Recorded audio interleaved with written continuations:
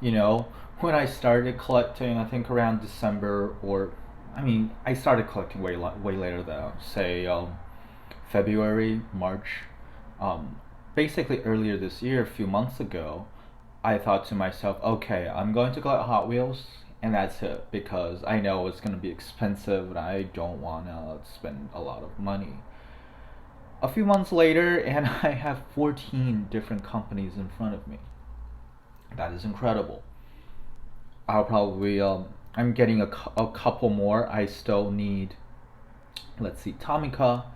I need a Kyosho. I have Tamikas coming in. I have a Aoi Shima coming in. I'll probably get Atomic Works someday, but I definitely need a Barago.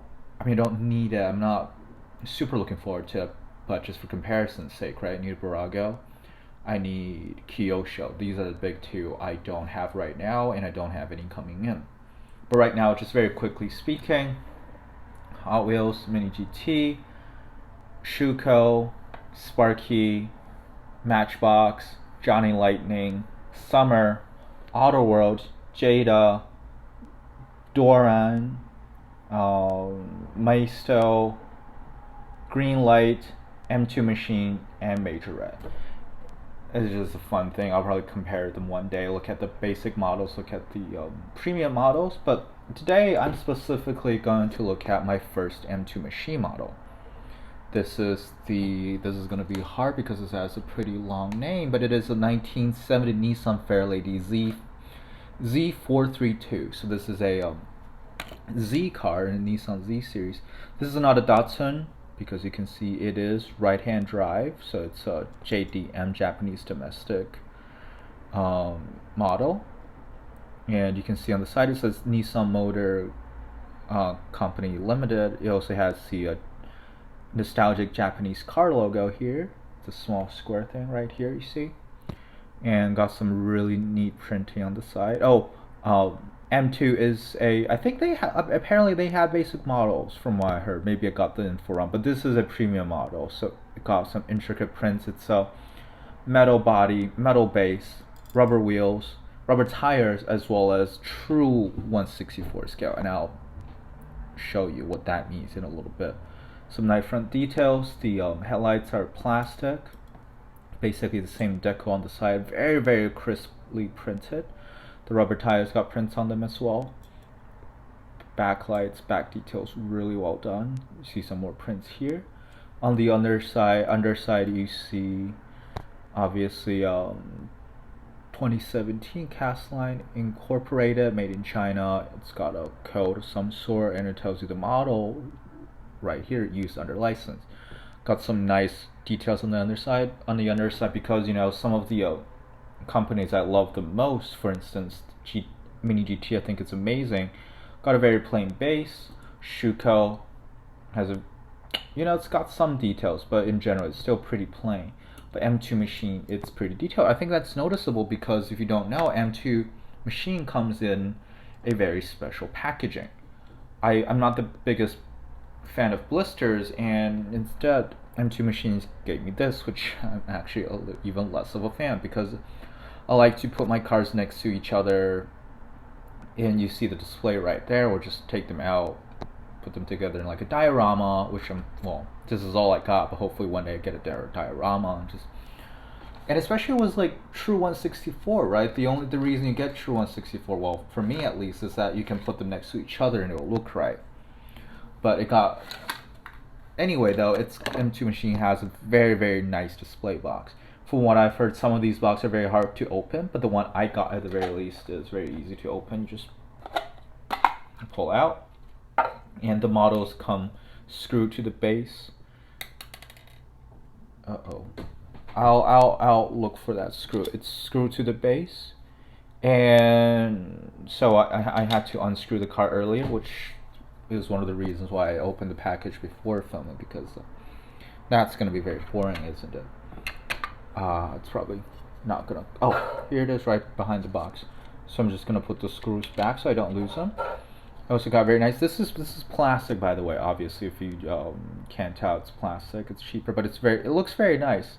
If you do have the car screw down is very nice. It looks very nice. I definitely have to give them that, but this is just not my thing, unfortunately. And why would you want to keep it screwed down when it's such a great looking car and it has a detailed base? You want to pick it up, look at it, right?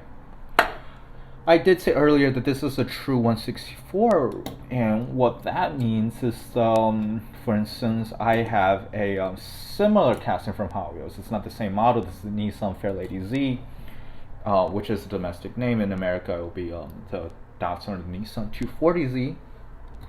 Very great looking car,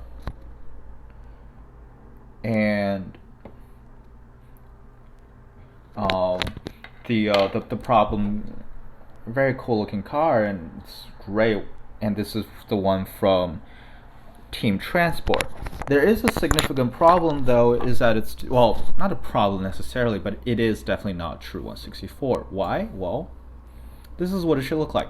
Obviously these two are not supposed to be the exact same model. This is 240, this is 432, but they should be roughly around the same size and from the same series. So I was actually a little bit shocked when I realized how tiny this is.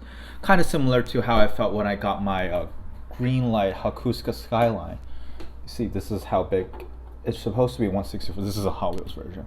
But this is completely fine because Hot Wheels is designed to be a toy. It's not like a cast, like a, oh, excuse me. It's not designed to be a scale model. So that's completely fine by me.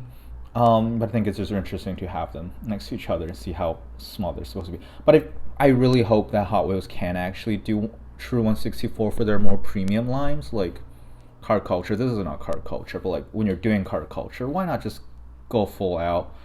And you know, if you make it smaller, it's cheaper too, right? Hot Wheels, it's cheaper. Sometimes I just have to take a ruler to different cars and just see if they're 164, and every time I get a 164, Hot Wheels like, yes, that's a big bonus. Anyway, back to the M2 model. It got a opening hood. Most M2s have opening features. One thing I have heard about M2 is when they have quality control issues, meaning some of the times the car comes pre-damaged, like a kind of a bonus feature, but in a bad way.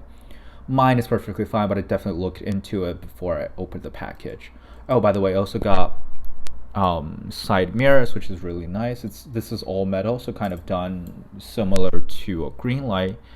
You see the side mirrors here, but a difference being, you see a Greenlight is very intricately printed. You see the silver here, but for M2 machines it is not printed.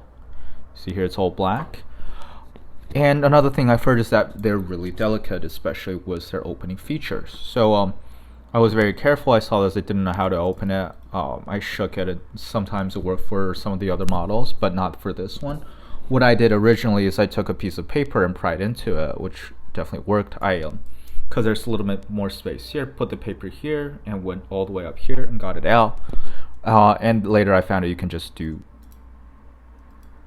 this. Maybe you can't. Oh yeah, you just push down here and the engine hood pops off. And I've definitely known people, maybe not the specific model, but like people who just opened the hood and the thing just broke off. So I was definitely very careful with it. Look at that, it's really nicely painted details for the engine. Really, really cool. When I put it in though, that's one of the problems you see. You see, like when you're putting it down, it actually all slanted. So depending on how you use it, like it can easily go one way or the other. For me, the model I've seen, the model I have, it always mostly goes this way. But you can push it down over this way and it'll be fine. I think it's just something with like the railing system or however you call it, the hinges that are not perfect. But when you push it down, you can just manipulate it a little bit to make sure it's there. Overall, M2 definitely does very, very cool models. I'm interested to link into their VW buses because I love the VW buses. Maybe I'll probably get like the bus from 20 different companies and compare them one day. I just think it's like a gorgeous looking car. But M2 machines, I think this is very well done. But I am still wary after everything I've heard about the company and their quality control issues. I'm a little worried, but for my first model, I definitely in love with this. I'm not gonna do a full comparison with the Hot Wheels one. For one, even though they're not the same car, I feel like they're similar enough to compare them. But I'm actually gonna have a Matchbox super fast Nissan Z car coming in pretty soon, and I want to put all three cars next to each other and see. But from what I've seen today, I think the M2 Machines model is very, very cool, and I definitely look forward to getting more. I am not sure what I'm going to do with these boxes. I don't love them, but I just keep them somewhere.